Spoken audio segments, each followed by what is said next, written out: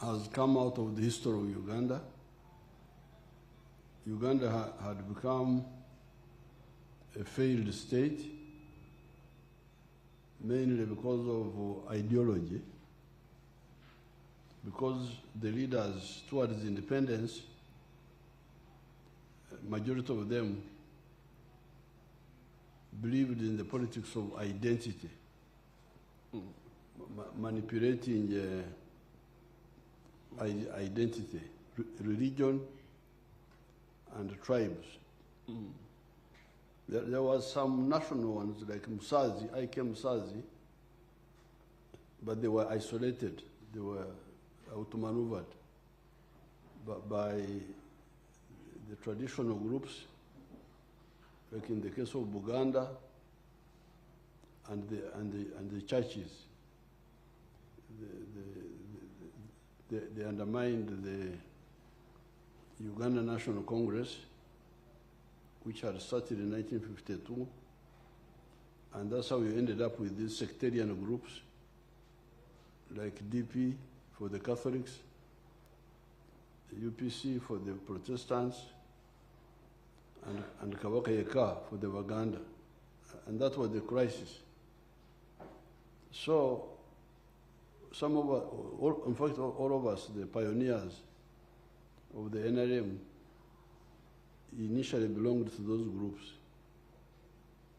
I was in DP, the Kategayas and Rugundas were in UPC. Yeah. People like Sam Njuba were in Kabaka Yeka. So, but by 1965, we had seen the bankruptcy of these groups and the danger. So we started saying, you know, what is crucial for the country is not identity. What is crucial is interest. All these people you are playing around with have interests. They have hunger. Hunger is hunger.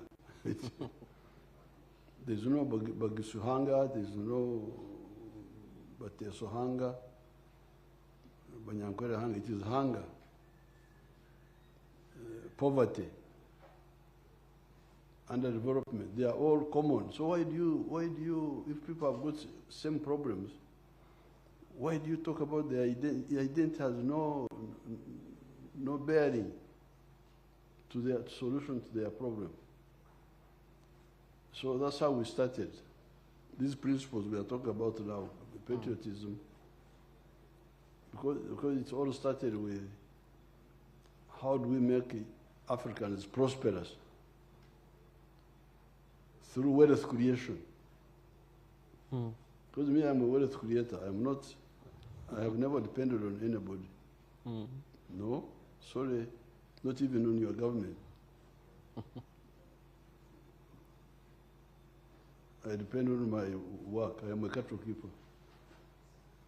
And with my cows, I don't care about anybody except if you bring war, then we sort it out. But otherwise, I am just in my cows, and I'm not bothered with anything. As creators, our issue is now the market. If I produce, who buys? Now you find that those Banyankore don't help me, because I produce milk, I produce beef, I produce bananas, but they are also producing the same. We are all Banyankore, yes, but they don't buy my milk because they have theirs. They don't buy theirs because I have mine. So we are there greeting Yaganda, but we are not helping one another. Prosperity-wise. Prosperity-wise, the people who help me are the people of Kampala, who buy my milk, who buy my beef, who buy my bananas. So that's why we said, and we were reading also history, yes. European history, yeah. The unification of Germany, the unification of Italy, we could see how the emergence of capitalism in Europe undermined feudal loyalties. Because somebody will say, ah, you are my people, you are my people, you are my people. I think you have heard that, you are my people, you are my people.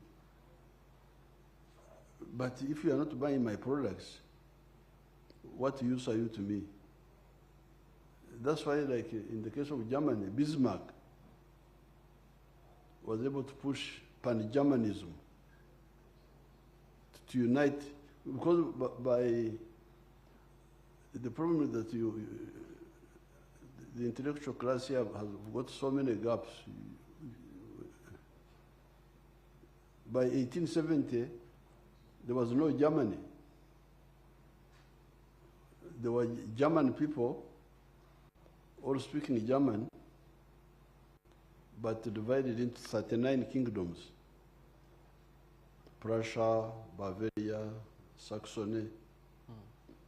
So it was this power of capitalism. There was a group in Prussia called the Junkers. It is written in Junkers, but they pronounce it as Junkers. They were big land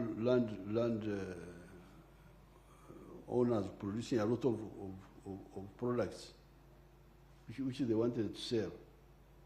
And then they came in conflicts with the feudalists,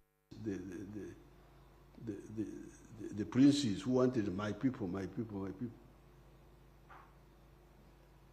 Don't come here unless I allow you. Then the capitalists said, no, but you are interfering with our ability to sell. Yeah.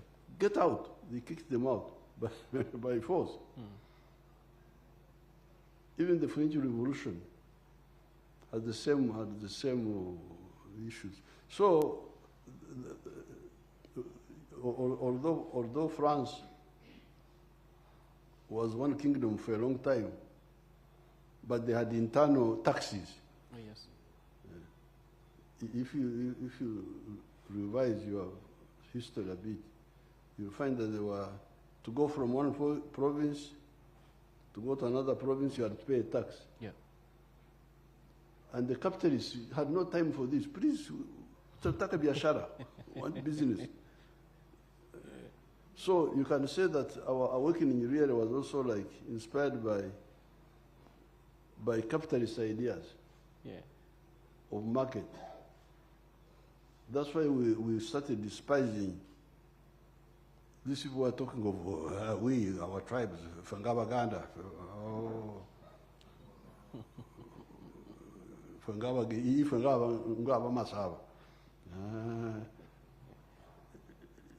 You are a danger to your people. Because you are, if the Munyankore is not buying my milk, is not buying my beef, Anyambachi, what is he helping me? Just a Gandhi. Just greeting me in Nyankore, you think that's enough. I want money for my family. I want to build a better house. So that's how we started really. What became NRM started around 1965. Now, so, and they thought we were joking. We started telling them that, for them they were saying, blood is thicker than water. You know, you have heard that statement. Oh, yes. Blood is thicker than water, meaning your tribe is very important. In fact, the Wanyankore also say, that the hyena from your area will eat you in a better way than... It will be merciful while eating you. Will eat you in a better way than the hyena from another place. So we said, no, this is... that's why we said interests, because my interest is I want prosperity for my family. Yeah. For my business, for my area, for my people. So if you say you love Banyankore, but you don't care about Uganda, you're actually an enemy of the Banyankore. Oh, yes. First and foremost. Because if the Banyankore did not have Uganda, which gives them a market for their products, there's no way they would be prosperous. So that's how we started. Now, therefore, when, and they thought we were joking, and we started in the study groups in the universities and the secondary schools. Then they started collapsing, Mutesa and Obote.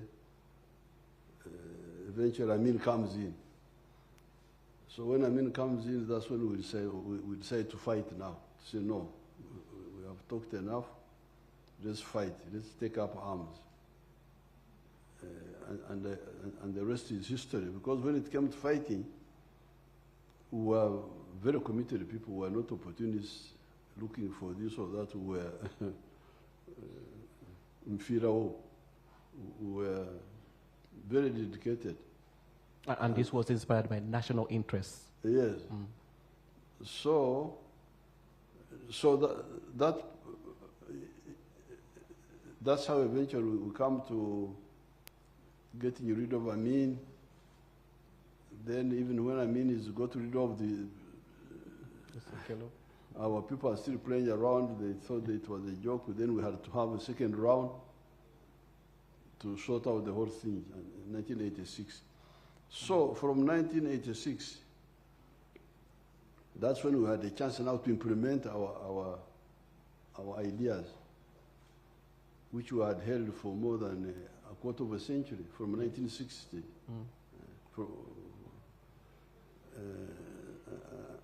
And that time, that's how we were able now to do what we are now putting in the manifesto. And we are saying, you people, this is what NRM believes. See what it has already done on the ground, and support us so that we continue and do more. And these are the 7 points. Point number 1, not points, but contributions to Uganda by NRM.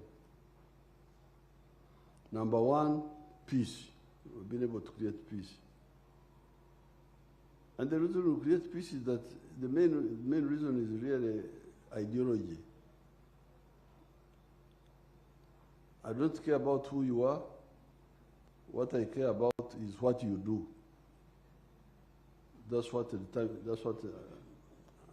makes me to react to you. So we don't believe in sectarianism of religion. We don't believe in sectarianism of tribes.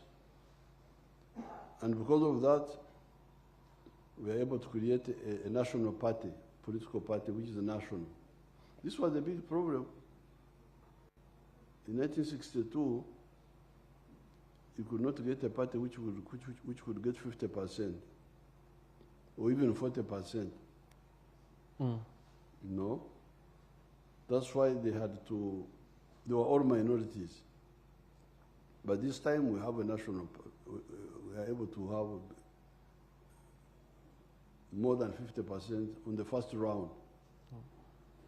It's significant, Your Excellency, that you've been able to galvanize this and make it straight. Because since the country organized the first election in 1944, that was always the problem. Even when we had the Britons here, that was always the problem. That, like you said, parties being made before, around the tribes, around the religion and stuff. Absolutely. Absolutely. So we have a national political party, so that stabilizes the politics. Yeah. And then we have the national institutions, the army, the police. So that's how we are able to fight and defeat anybody, because we are united, not just fighting skills, but also the politics behind our doctrine of defense. We are not aggressing anybody. We are just defending the interests of the legitimate interests of the people. So that's contribution number 1, peace. Peace because of ideology. Contribution number 2 is the development. In Swatswana, you call it, I hear you call it, it's Yes. Swatswana or something like that. Yes. Development. And development has 2 parts. There's the social infrastructure, like schools and health centers, but there's also the economic infrastructure. The roads, the railway, the telephone, the electricity, the piped water, the ICT backbone. When I'm in the villages, I don't disturb my villagers with ICT backbone, but it is also there, because I don't think they know what it is all about, the internet. So this is number 2 now, development. Yeah. Now, where we differed with the other groups in the 60s, the leaders who were there at that time, we are not helping the people to know what to do, because they would say, oh, enkulakulana, ukore namanyi, mwesibe biri. Oh. Now, but enkulakulana, what does it?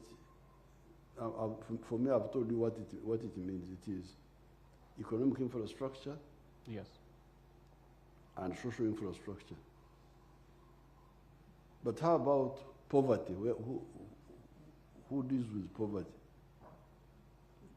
They try to say it is part of Enkulakulana, the way they talk about, even the universities in the 60s, where I used to argue with them, you people, you are not helping your people, because the roads can be there, the electricity can be there, but people remain poor. Because there was also an assumption that when you make this available, automatically people will take advantage of them and create income around the roads and so on. But that was not my experience. We don't have time to go into the details, but I think one of the problems was that with Africa, even fools don't die. You can be a fool and you stay around. In other parts of the world, fools die. You are foolish, you die, and the matter is finished.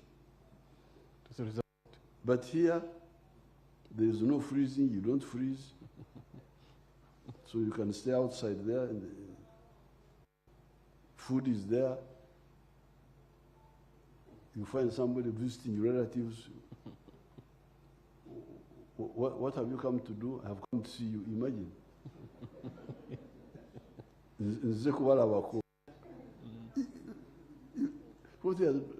He has no other job. Just, I am visiting my relatives.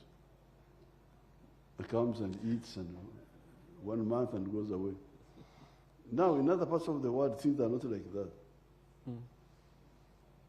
So Africa, there is something there people don't understand, that Africa has been underpopulated for a long time. If you look at the whole of Africa, the population is now 1.5 billion. We have overtaken India for the first time. But previously, India was bigger than us, population. And yet India is 12 times smaller than Africa. So real Africa is underpopulated.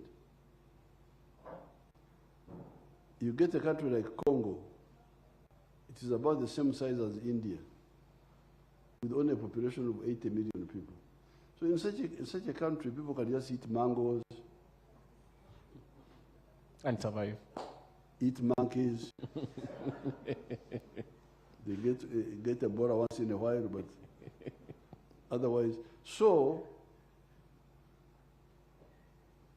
if you do not get somebody to work them up, to say, please, the automatic reactions to infrastructure, to a good road or electricity, may not come. We need to sensitize these people. That's what I did with the Banyankwele, because I could see they were in very big danger, because they were just there, seated, with the leaders who are misleading them. Political, even the church is misleading them. We are visitors here on earth. Our permanent home is in heaven. Here we are just guests. So they sit there that they are like the birds of the air who neither sow nor harvest, but God feeds them. A lot of confusion. So that's why we had to say, please, in addition to peace and development, Buyindufu is a separate subject. Buyindufu, wealth. Wealth must be deliberately created. And Buyindufu with a chivaro. Because there are two things. First of all, modern wealth, but also with the chivaro. So that's why, for instance, we have the campaign, tobacco. We have the campaign, the pamba. Because sugar cane, for smallholders, those can be done by people with a big equity.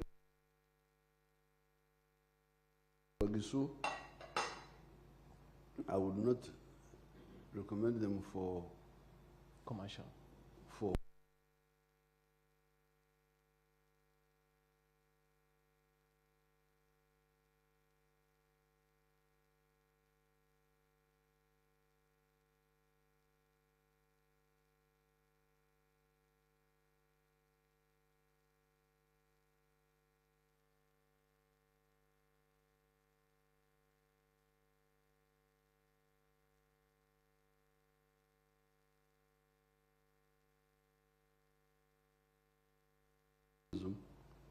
there was no unemployment. No unemployment. Because the one who is talking to you is an authority, I'm a part of the indigenous groups here. This word I introduced to you, which you are now using, I'm very happy, I'm very glad. Thank you very much. Mwanyaranabi. To agree to use my word, emioga. I am the one who introduced that word to you people. Emioga is the Runyankore word for specialization skills. Before colonialism, everybody had umwoga. They were the cattle keepers, that was their mwoga. They were cultivators, that was their mwoga. They were the blacksmith, umwesi. Families which were in the Ukuwesa, they don't do other things. They do blacksmith and people bring them other things. They were carpenters. And we have individual names for each one. Abakomaji are the back cloth. Those who are making back cloth. Families, that's their job. That's their mwoga. You had the banogos. Banogos are the ones who make clay, clay products. I'm using the Nyankole terms, but you can go and check the Gisu one. They were Abatanayi. Abatanayi were the people who were making bows and arrows. This is their work. You had the herborists, whose job was Abashakis, the ones who could treat you. You had even surgeons, Abajenji, the ones who could cut you open. You had, so there was umoga for everything. So there was no unemployment. From birth, people had jobs. But when the Europeans came, they killed these. Like, for instance, the products of the ceramics, of pottery, of clay, a boomba. All those now were replaced by these imported saucepans and I don't know what and I don't know what. Those were killed. The back cloth was killed. The, all of them except very, very, very, very residual things like these drums for dancing, they are the ones which survived. Yeah. And then what did they introduce? They didn't kill the traditional myoga to create more ones.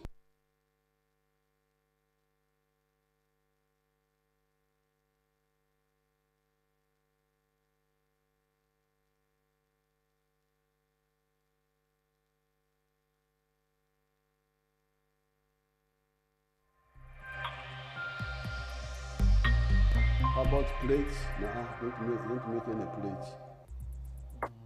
Plates will come from somewhere else. How about clothes? Don't make any clothes. Clothes will come from somewhere else. So all the myoga were killed. And what was introduced were the ukarani, people to be clerks in the colonial system. Clerks, administrator, murukachifu, translator for the white man. You could find somebody very important in the district. In Gambizium room, that's the one who is interpreting for the one who is interpreting for the DC. Very district important person in the district. District commissioner. So that's how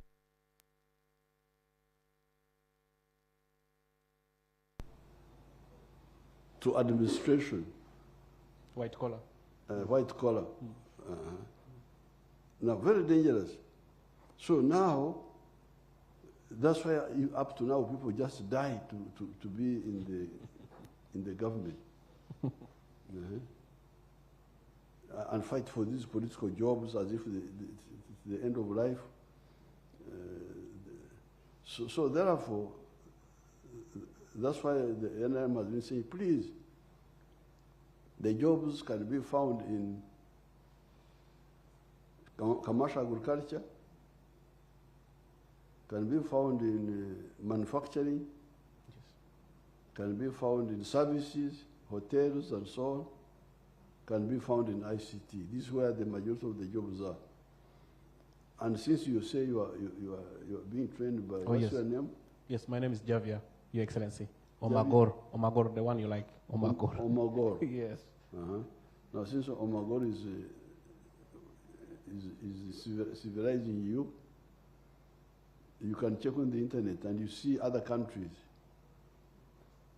What percentage of population are in the government jobs? What percentage of the population are in services and in manufacturing? You check country by country. USA, UK, you what? You will see. There's no way government can be the main employer. So this is number 4 in our program. Number 5 is service delivery. Health, how we extend health to the people, how we fight crime,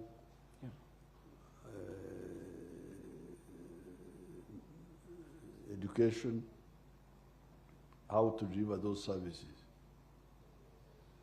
Now, number 6 is market. Market.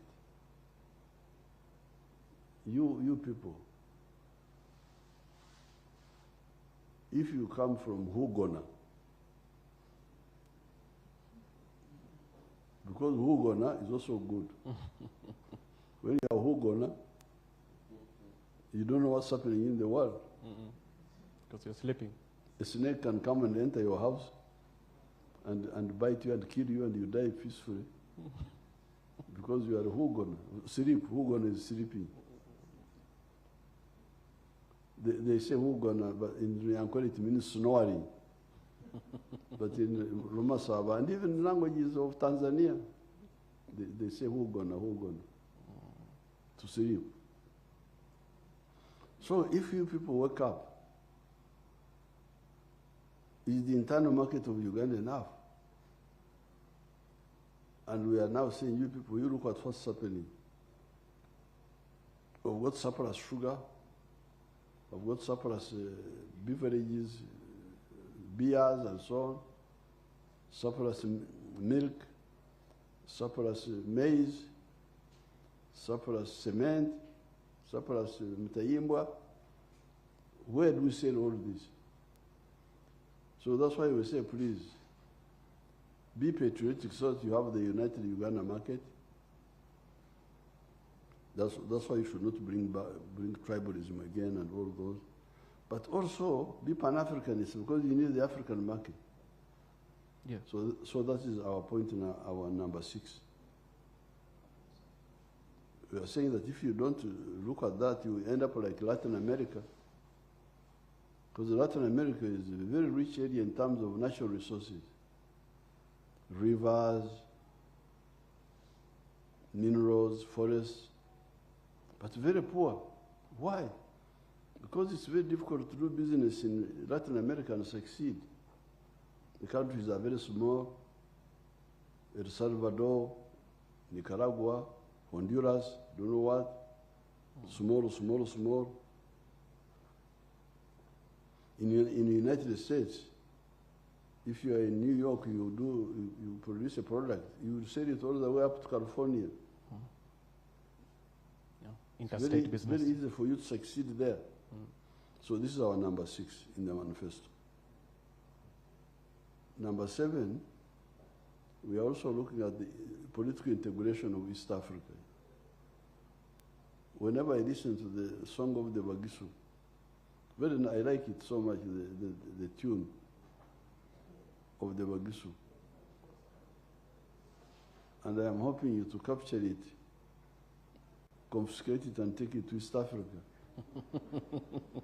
When we form the Federation of East Africa as a federal anthem.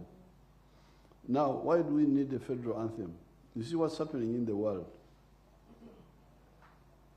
War between Russia and this one, Americans are doing this. How will Africa defend itself? If we have got economic integration, it can help with the economy. But how about defense? How do we defend ourselves? The Americans are now saying they want to be superior in land forces, on land. They want to be superior in the air force. They want to be superior at sea, navy. They want to be superior in space. And they have all been to the moon. The Americans have been to the moon, the Russians, the Chinese, the Indians have now gone. You fellows, you are here on Earth. Those fellows are on the moon, looking at you like insects. I don't like to be in that situation. That's why I say, you people,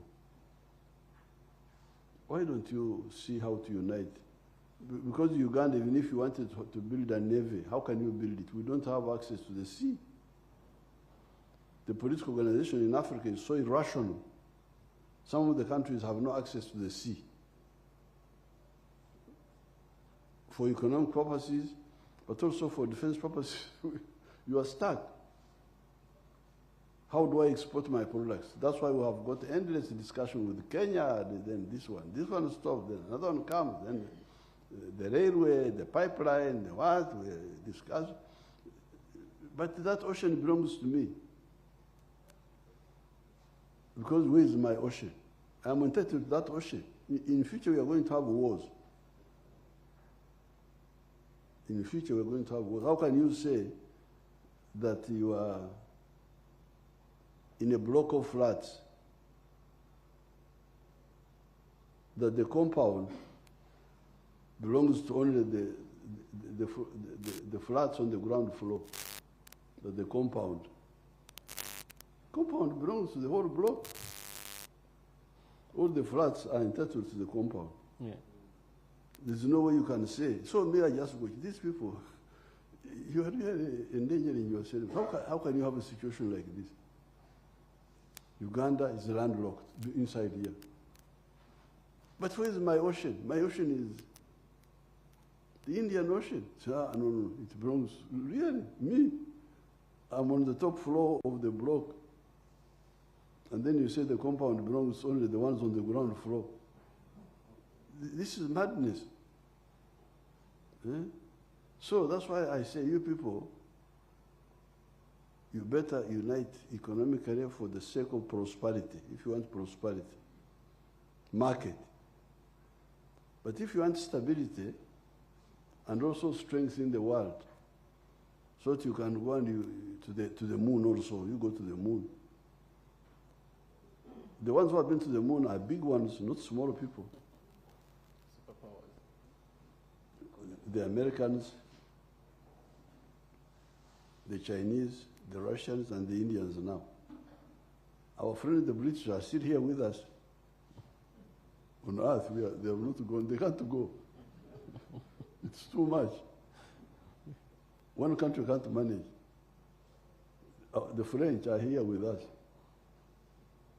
All these fellows, except those four, because size matters.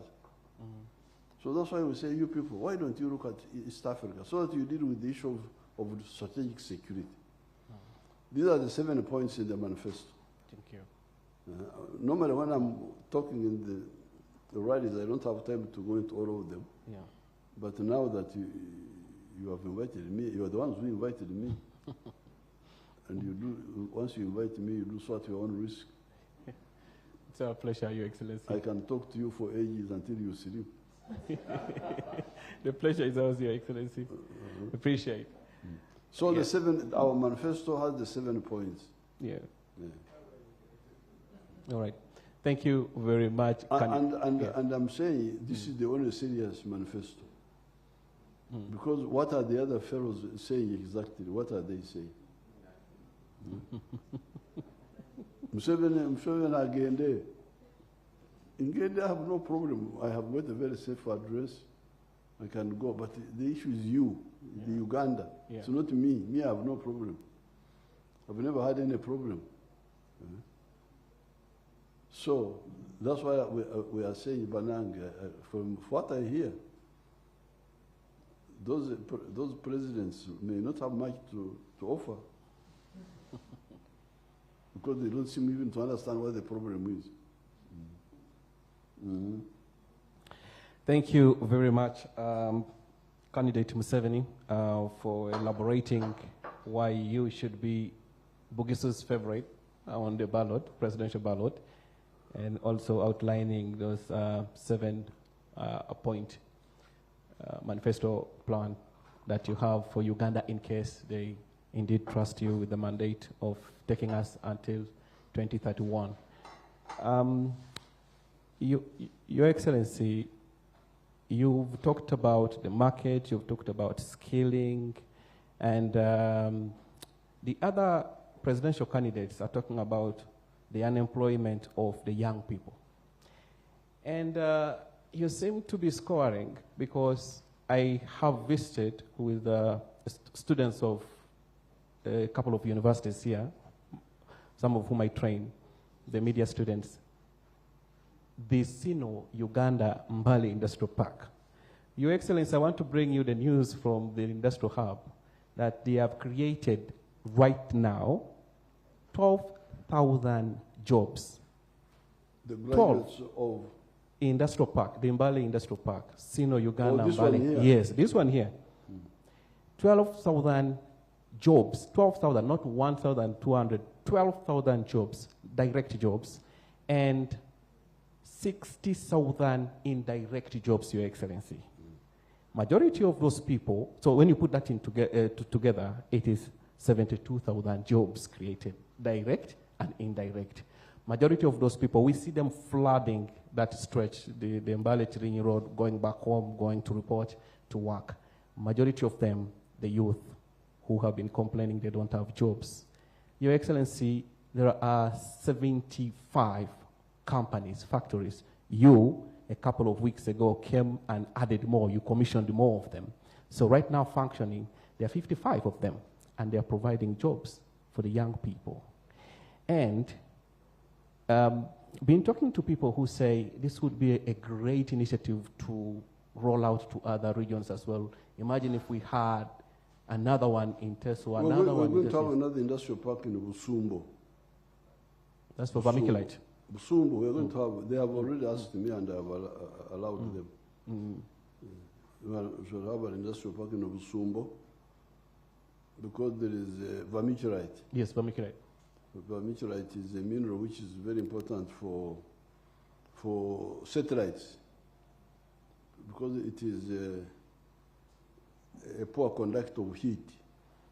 So it is good to insulate and I don't know what. But they will bring other factories there like these ones here. Yeah. The Namamve has got 273 factories,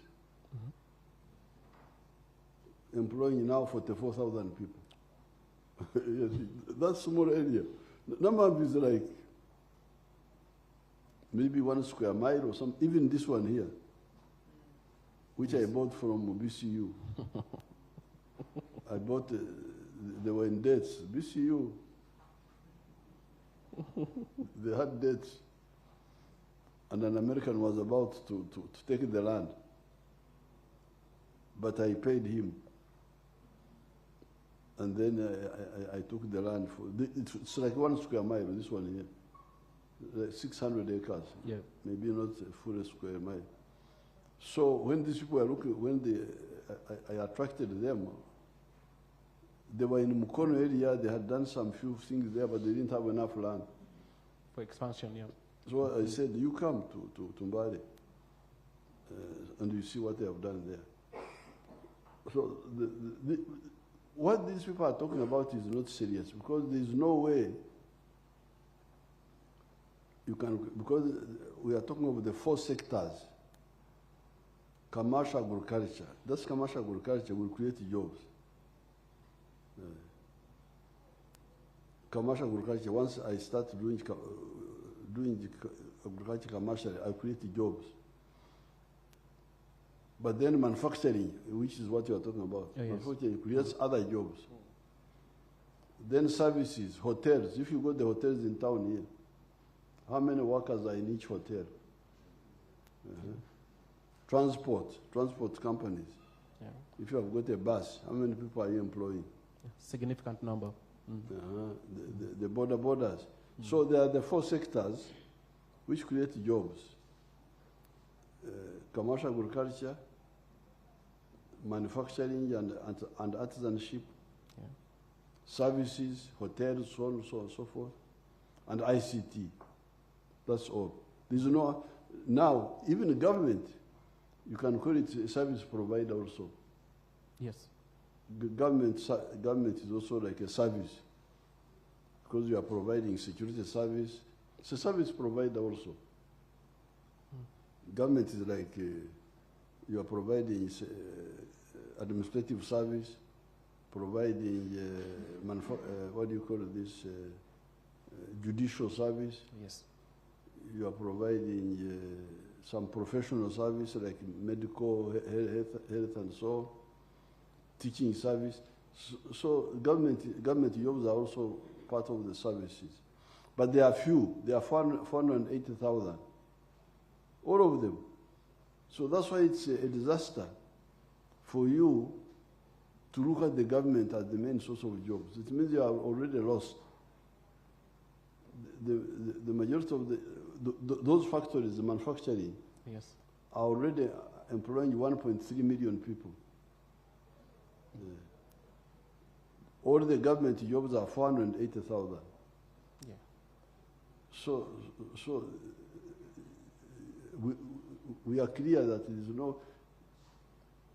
In the 19 when we were fighting Yamin, I taught at Mosh Cooperative College for some time in Tanzania. And there was a topic we were teaching at that time called how to know characteristics of backwardness.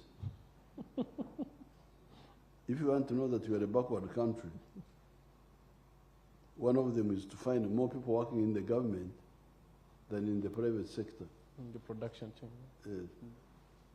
Because that means there's no wealth creation. Yeah. You are all there just consuming the little from the government. Yeah. In my videos, I'm showing were somewhere, I think it was even today we were in Namisindwa. One of the girls who was giving the testimony, how she's now a hairdresser, she's now employing 5 people. Previously she was unemployed. She now has a job and income, but she's employing 5 people. Then the tailor was the one in Bududa. Bududa, the one who showed us a film. She's now has got a number of sewing machines. She's now employing, I think she also said she was employing 5 people. So the moment you engage in wealth, it's wealth creation which creates jobs. Yeah. We in the full, buzara kimirimo. That's nice. You cannot have mirimo without buyindufu. And you think government will provide jobs. That you are stuck, you are finished. Okay. Thank you. Thank you very much. I just want to remind all the radio producers who are broadcasting this press conference with candidate Yoweri Kaguta Museveni of the NRM to be able to translate this into your local dialects, Luma Sava, Lunyoli, Kupsabin, Lugwere, Ateso, and any other language that you might be broadcasting on. Please make sure that you lessen the comprehension by interpreting for our listener this message that the president, who is also the candidate of the National Resistance Movement, is sharing with us. Candidate Museveni, let's talk about this region. You know better than me that this region has, from time immemorial, been tormented by landslides and other related disasters. And we have people who are living in areas that are high-risk areas. You have, through your ministry, you have walked these villages, encouraging these people to come off those areas so that they are not highly exposed to the outcome of these risks that they face every single day. And yet that seems not to have been pulled off very well, Your Excellency, with the proficiency and the efficiency that it requires. I now want to ask you if there is a much better way of moving our people off the slopes so that you don't have to come here and inject the money, taxpayers' money, to rescue or to compensate and stuff like that. Why don't we have these people off those high-risk areas? No, it is our people will wake up because you see they were being misled by when we were saying this mountain is a water tower. I think that's what they call it in geography. It is something created by God specifically to trap rain for us.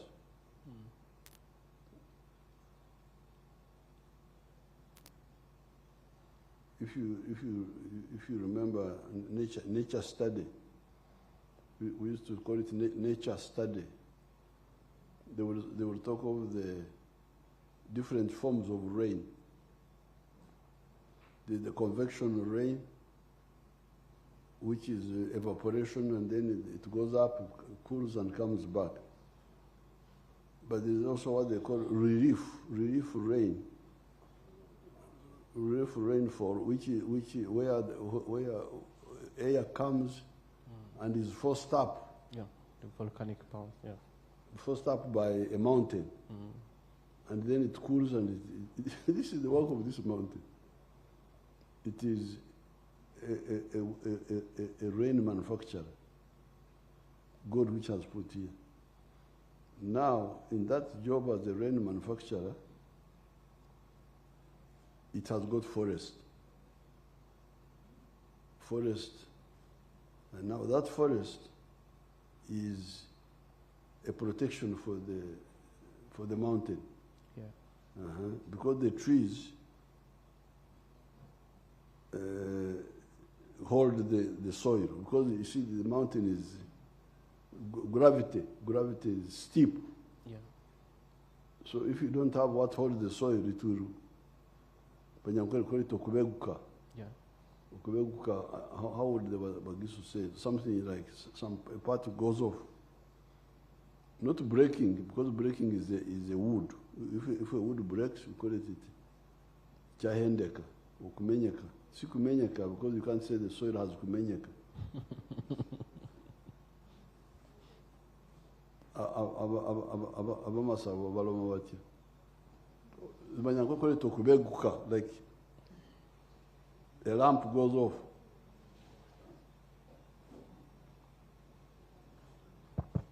Thank you, Your Excellency. Bamasaba call it Hupongoha. Yeah, something like that. It sounds like that. So that Kupongoka will happen if the mountain is bare. But if the trees are there, they hold. The soil texture. They hold the soil. Mm-hmm. They hold it. The roots. The roots, they hold it. And then also, they stop the rain falling. The rain falls directly. It also erodes. Yeah. When those rain drops, and the runoff. What do you call a runoff in our language here? Omukoka.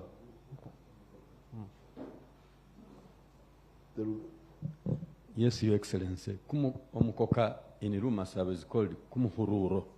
Kumuhururo. Omukururo, okay. Kumuhururo. Yeah. But I'm going to call it Omutunga. Now, that's runoff. So the runoff, the direct rains falling on bare soil will cause erosion, and then the runoff will carry the water. So all those combined are the ones which cause the other Okupogo. Yeah. So therefore, that's why we need to use this mountain very carefully. Because the ones I will say, oh, my Masaba. Yes, the Masaba, must be used very carefully. In the past, population was small. Much of the mountain was forest. The Mamasa would go there to collect malewa, but they were not really converting the whole mountain to agriculture. I think we should check how far, before Europeans came, how far were our people going? Oh, yes. Yeah. In terms of cultivation. But now, to try and use this water tower as land for mainly agriculture is where the problem is.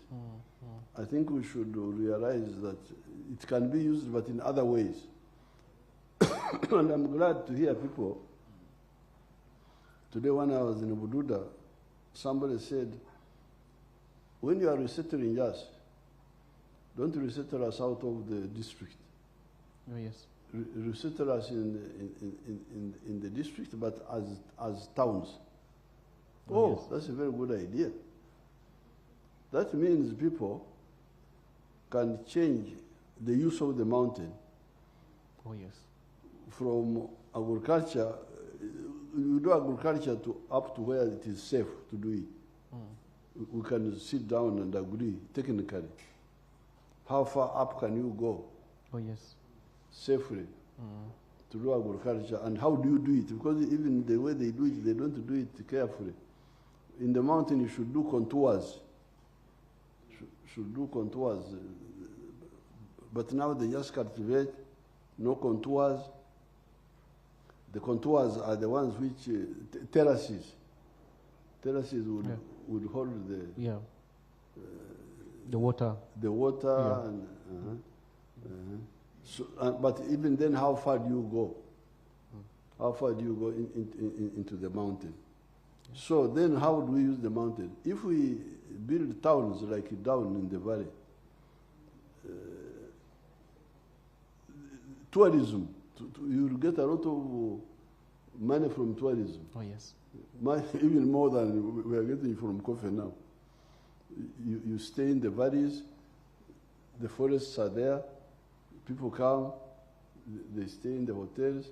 So we need to discuss how we can, the alternative use of the mountain to just crops. It's just because of... Okay. Thank you. Thank you very much. We just have 2 questions, then I will hand over to Mr. Walisimbi. Candidate Museveni, you have had again concerns about the road network. And I must first and foremost highlight the fact that you have done commendably well in regards to the national road network in this region. We've seen Mbale, Lwakaka Road, that is all tarmacked. You go straight to Kenya. You don't see any maram. The same can be said about Mbale, Muyembe, and Muyembe, Kapchorwa, Swam Road is all tarmac. And this is really mesmerizing. However, Your Excellency, though you, the Cabinet and the Parliament allocate money to the districts to improve on the feeder roads that bring the farmers that we're empowering to the market, to competitive markets, the districts seem to be lagging in regards to maintaining their roads. We give them 1 billion per district per year. It's supposed to be 1.3 billion. I don't know why they knocked off 300 million. Should be 1.3 billion. And I have not heard anybody saying that it's not enough, because I had agreed on this with Olanya. We calculated, and we said 1.3 billion per district. And all the districts have road equipment. Oh, yes. But, so I would have to find out. I have deployed my people to say, if the 1 billion is not enough, why have you not brought it up? Because each district has the equipment. Oh, yes. I bought the equipment from Japan for every district. Yeah. They have all the equipment. If the 1.3 billion is not enough, tell us so that we put more. But what I discovered that sometimes there is corruption. Oh, yes. They don't use the money well. We are going to find out in the coming. I have deployed teams. But sometimes there's also bad planning. Like when I was in, it's called Bunyangabo district in Fort Portal. The chairman there was talking of making a bridge across a swamp. I said, please, this 1.3 billion is not for making new bridges. It's just to maintain what is already there. If you want to make a new bridge, then you requisition for new money. But you find a lot of inexperience, touching too many things, this one, that one. So we are going to, it will be sorted out. Okay. But another mistake by our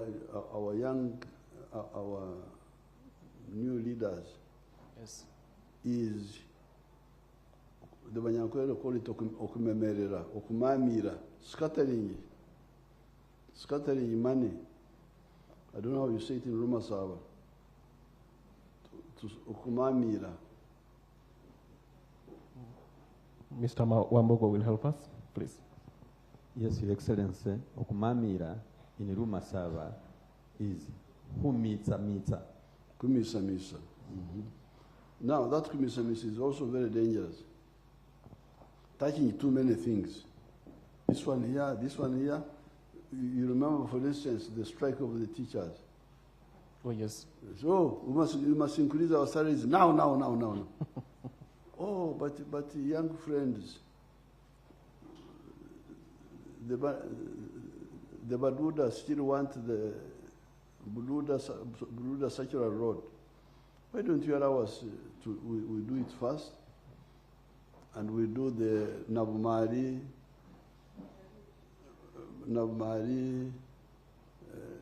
Namutumba Road from through Butareja. We do that road. And other crucial roads. Why don't you allow us to do them first before we? Because you see the wage bill. Once you increase the money, it is monthly, it is recurrent. It will never stop. Once you have started the expenditure is perennial. So we try to say, please, you hold on. Let's first do, and yet when you do a road, you don't do it again for another 15 years. So if you are budgeting, it's better you do what you don't have to renew, if it is crucial. But they say, no. You must now. If you don't now we will strike. Then we say, okay, if you strike, I send you home. Because you are a disruptor. You don't care about the family. The family, we are saying, what do? Do we educate children first, or do we buy a car? So we must buy a car now. And we are telling you, please, let's buy land for the family. The car we shall buy later. No. So there's also that problem in planning. If they were listening to our Chiekera way of planning, would go far. This industrial park you are talking about, oh, yes, is because in 2005 I put my foot down, and we put more money on electricity. And even those roads you are talking about, it was because of that. I insisted that you must put more money on the roads, because I could see there were Okumisamisa, so many things, new districts, new city, Mbale city, I don't know what. Taking too many things.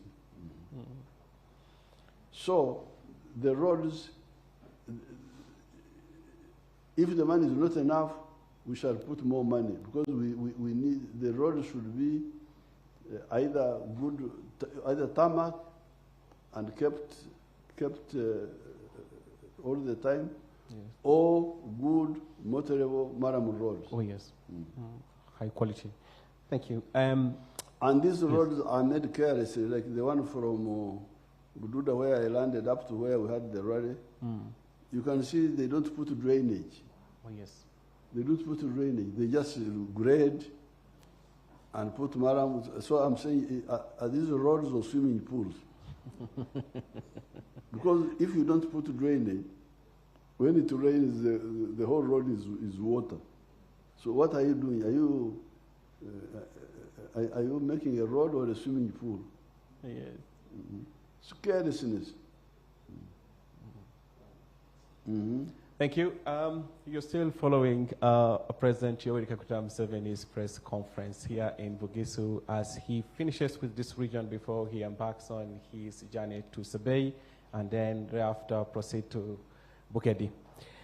Your Excellency, the very last question I would love us to interact on is, I saw recently you did congratulate Her Excellency Samia Suluhu Hassan, the President of the Republic of Tanzania.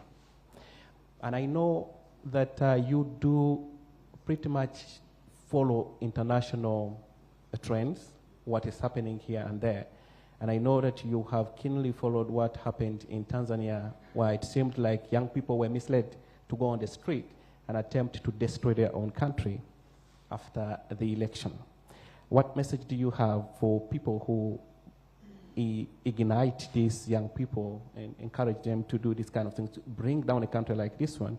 And this I ask in line with the theme of the NRM this time round, protecting your gains. No, this is done by the enemies of Africa. Yeah. Even our own groups here, we monitor them with intelligence. Here, of course, we have very good intelligence, and we know them. Like for instance, we have got two Kenyans whom we arrested. They have been with us. I have their names, but I don't remember their names. They came. They were working with the Chagulanyi's group. That they are experts in riots. So they had come to train our people. Of course, with our very good intelligence system, we picked them up. And they have been in the fridge for some days. They are cooling. Now, some Kenyan leaders rang me and said that I should hand them back I should either put them in jail here or hand them back. So we are going to, but you could see we are monitoring all of them. They all have connections with foreign countries, foreign groups funding them what these foreigners apparently want, like Uganda. They are very worried about Uganda. Uganda is moving. Very strong. Industry is growing. We don't lack anything. We have all the food. We have all the raw materials. We have all the industrial products. We are now going to get our oil. So they are very worried. And some of them have been talking with our confused people that they should have contracts, how to control our national parks, how to do this, how to do that. So those are the groups sponsoring these children to do bad things. But they are easy to deal with. For us, we have no problem. We dealt with them. They've been trying to do it for a long time. They've been trying to coach Kampala. We are not going to coach. So we pick them. Then after some time, they will release them. It's no problem at all for us. Because you remember, like the other time, there was Tajakura Ira.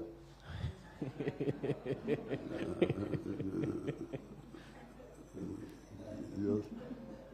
But I must warn the ones who are misusing these children. Yes. Because sometimes the children, like when they had those riots of 2020, November, I think it was November 18th. Oh, yes. When they write that Kyagulanyi has been arrested, there were the riots, they were Kocha Kampala. Then the army intervened and crushed them. And some of the children died. So the ones who are doing that game here in Uganda, they will end up badly. We normally defeat it by counter mobilization, counter action.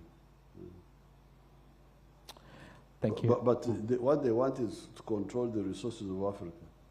Of course, Africans also may make their own mistakes.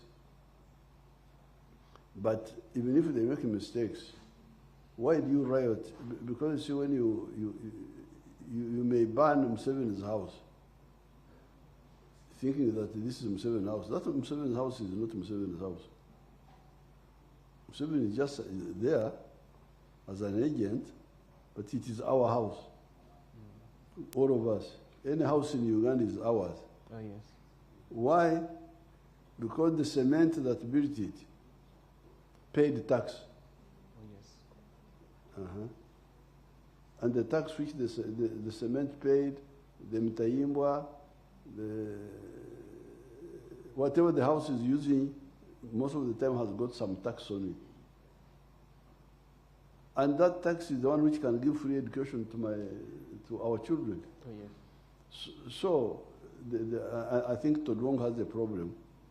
He has not educated our people clearly to know that private property actually is our property. If you see somebody with a huge hotel, me, I also have shares there. not legal, not in the documents, but the cement which built that house, the electricity, he paid tax. Yeah. Paid tax on it. If he had built the house in India, where would we have gotten the tax from? Anybody who does anything here is actually doing it for us, directly or indirectly. So I think this is the weakness of Todong. He has not sensitized us about what patriotism means. You shouldn't ban anything. If you are angry, you can demonstrate, you can stand on the, you go in the Kororo and you show that we are not happy. You don't attack anybody. Why do you attack? Just show that I'm not happy. I don't agree with what you are doing. But you don't destroy, because suppose you now take over now. You are the new government. Where will you start? If you have already burnt all these, why don't you want to take over something that is established? Is established. What's the problem? So I think Todongia needs to educate us. Yeah, you have people saying factory Yomwind. There is no factory Yomwind here in Uganda. All the factories are ours. If I go to India and build a factory there, it will be a factory of India. They will not say the factory Owente or Uganda. It will be my factory, but in India. It's part of the Indian wealth. Okay? All right.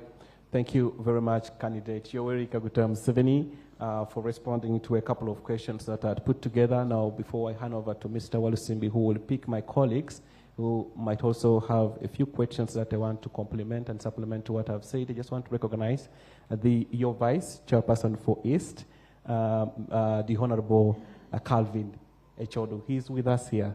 He's also the NRM flag bearer for Soroti West, and he's joined by the Director of Communications in the NRM, the Honorable Emmanuel Dombo.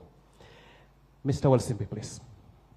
Thank you, Your Excellency. We only have 4 questions, and I'll start with Mr. Makumbi. Please come to this microphone. Yes. 1 question, please.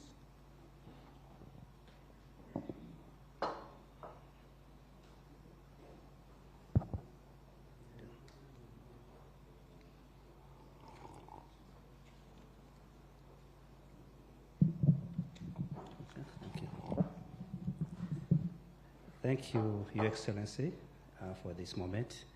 My question is simple and straight because of time. You've been talking about the new method you're going to use in implementing or bring forward for the university graduates, giving them startup capital after 2 years in case they don't get any money and they don't get any job.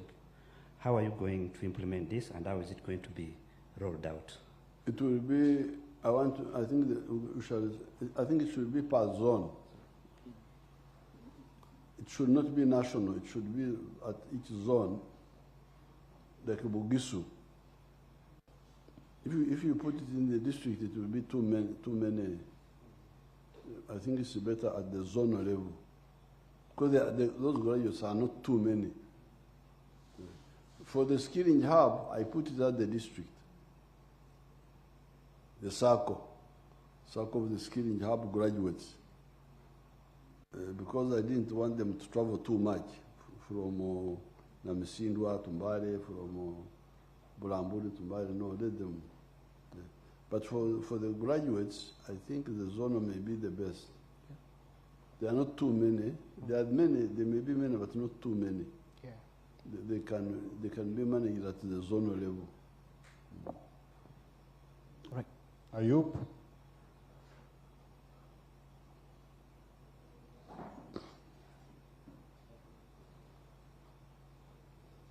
Please, if you know you're going to ask the question, be in a place where you can easily move to the microphone to save time. Appreciate it.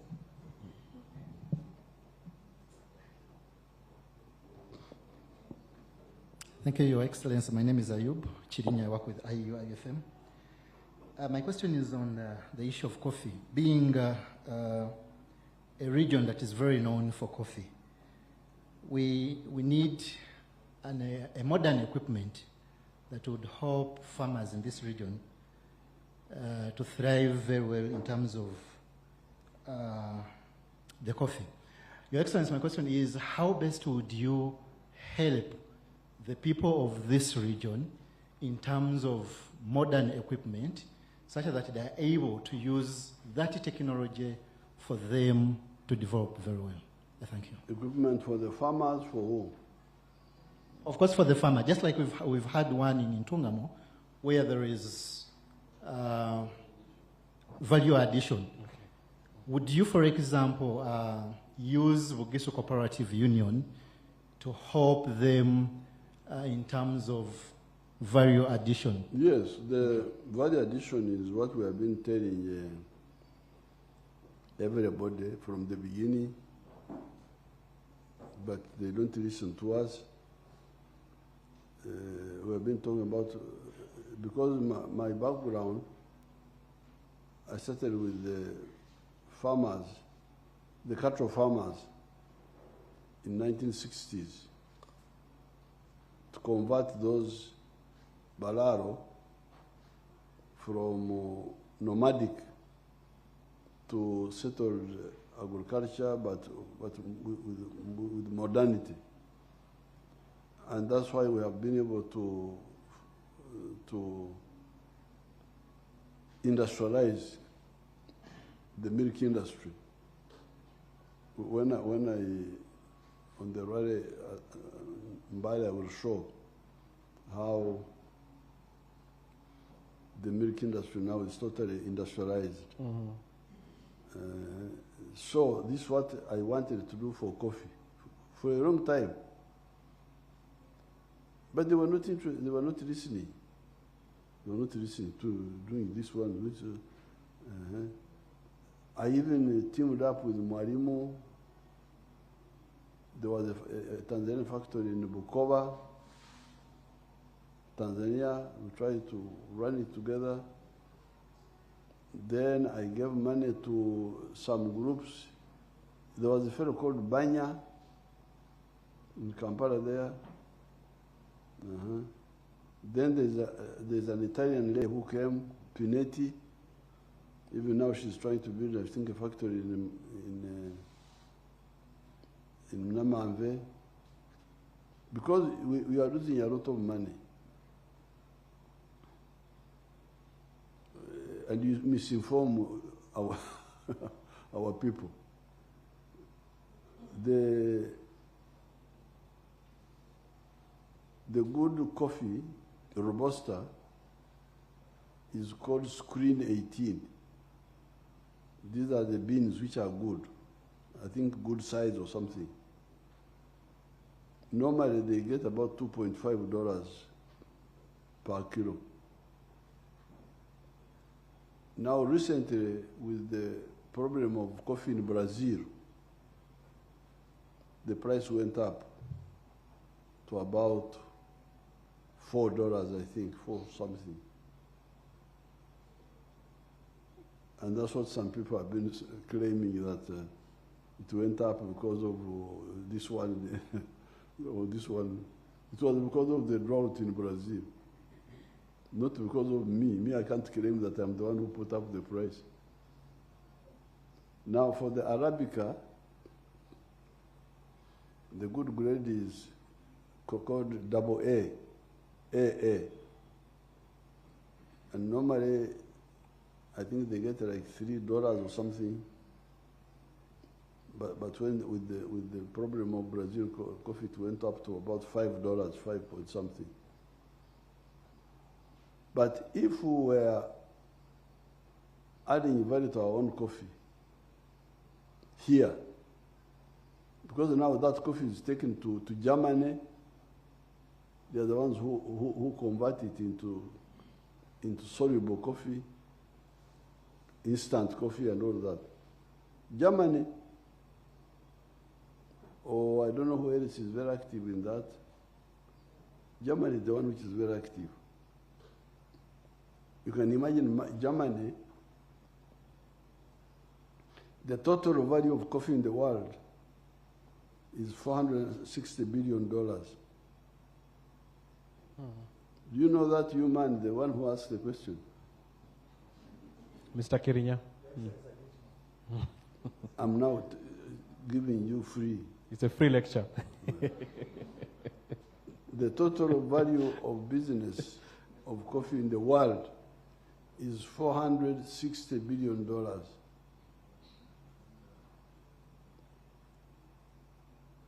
All the coffee-growing countries of the world, out of the 460 billion, they take away 25 billion. 25 billion out of the 460 billion. Wonderful Africa, including BCU, including all those, they take 2.5 billion. Out of 460 billion, they take 2.5 billion. So, and what a country like Germany, which does not produce any coffee, earns $65 billion from coffee, bigger than all the coffee-growing countries of the world. So, Okweva Koko, Hugo Noko, is the one I don't want to be part of. So, I've been telling people, please add value to coffee, add value to coffee. You see, you have succeeded in adding value to cotton. This shirt I'm putting you on is Ugandan cotton, this one shirt. Now, instead of getting $1 per kilo of cotton, when I make shirts, I get $15 from the same kilo. Now, when you sell unprocessed coffee, like the Screen 18, you get $2.5 normal times. Now it has gone up a bit because of the problem of Brazil. But if you add value to it, you will get $25, up to $40. So, and when you do that, you can pay the farmer higher price. You can pay him maybe 8 cents, $8, or $9, or even $10, because you are earning more. You here, you are earning more from the coffee. You can be able to pay the farmer more. But now, that margin is taken by the outsiders, and they don't care about the farmer. So, the Ntungam we are talking about is that I got now, finally, after speaking, talking, finally I got an ally. There's a young group of people there called Tugume Nelson. Yes, Inspire Africa. He came and took up my proposal. And that's how I supported him, because he accepted. And he was telling me that that factory will create 4,800 jobs. And most of them will be scientists. 2,000 of them will be scientists, machine engineers, food scientists, what have you. It's really a wastage to go on exporting Mpeke. What we are doing now is wrong. So I can support anybody if he does what Uganda needs, to add value. But now, I think you are simply, I normally, do you know Mbide? What Mbide one mu yisu? Mbide in Rumasaba, Your Excellency, is Limwa. Is it here? Is what? Limwa. Limwa. It's used for making local brew. Now you can imagine somebody who grows limwa, but doesn't sogora umbisi himself, doesn't koro mwenge himself. He sells the limwa to other people, so that they are the ones who make the juice, they are the ones who make the beer, and they are the ones who transform the beer to the other substance which kills you even more. Akawaragi. Nti ebibyona abiwadde omuntu omulala yaba abikola. Nti ye akoma kulimwa lyoka. This is blindness. So I really I will support anybody like we have supported to because he took up what we have been telling everybody. Like the milk, when we had the milk, we didn't use government, we used the private sector. Especially the Indians, they came and they are the ones processing the milk now. And the textiles is private sector. Thank you. Okay, two final questions. Matembu Gerald. Yes.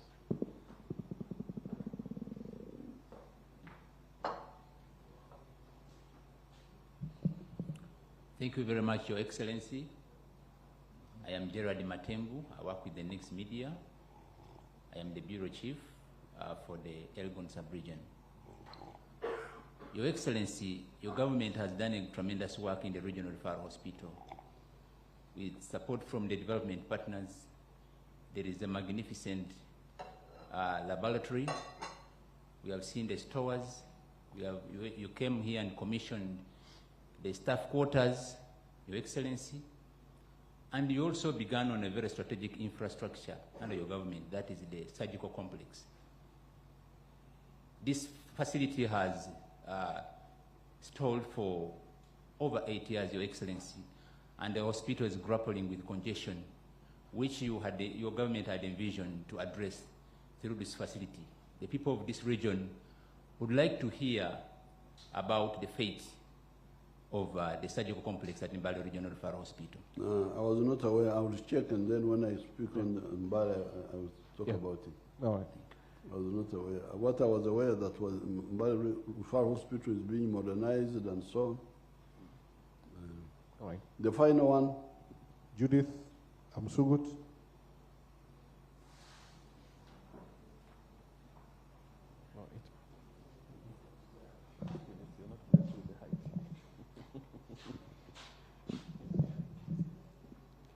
Your Excellency, I am Judith Amsgut. I work with STAR Radio here in Mbale City. We are still in campaigns and elections soon approaching. What assurance do you have for us Ugandans and visitors in terms of security? That what? What assurance do you have for us Ugandans and visitors in terms of security? Security? I think she's referring to the after election, maybe the possible, yeah.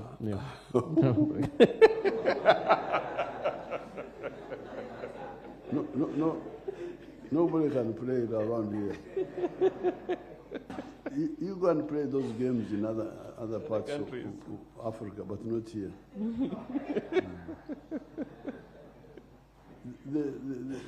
We normally follow all those shadow things. Some of our young people also misinform the foreigners. They think that Uganda is just like, I don't know what, but nobody can disturb our peace.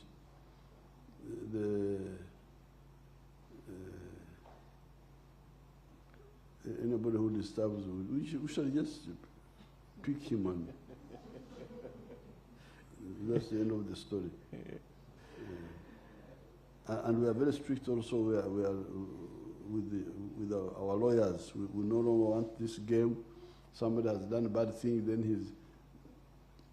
is given bail, becomes like a game. We are insisting that please, and I'm glad even the courts are quite serious now. They no longer give bail to all these wrongdoers. Nobody will disturb our peace. If anybody tries, we shall easily deal with him. You saw what happened to people who came from near the border in Congo. They were finished in a very short time. Okay, Mwanya Navi. Thank you, Your Excellency. As we come to the end of this press conference, allow me, as the Regional Vice Chairman, to move a vote of thanks, and we close the meeting. Please. Thank you, Excellency, for this evening, the moderator for the good questions. Excellency, we appreciate you sharing a manifesto with the people of Bugisu. As we move to the next sub-region, wish you the best. God bless you. Very good. Thank you. I can have a picture with these young people. Yeah. If they agreed to come and be my bodyguard is here. Come and you stand around here. I don't have the strength to go and stand there. Maybe we can do it in lots. Come and stand behind. Let me put my mask so you don't give me your corona.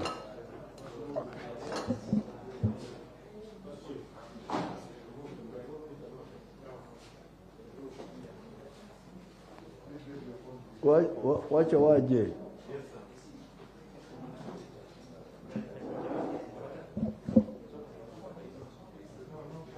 Come, watch it. Some can sit, others.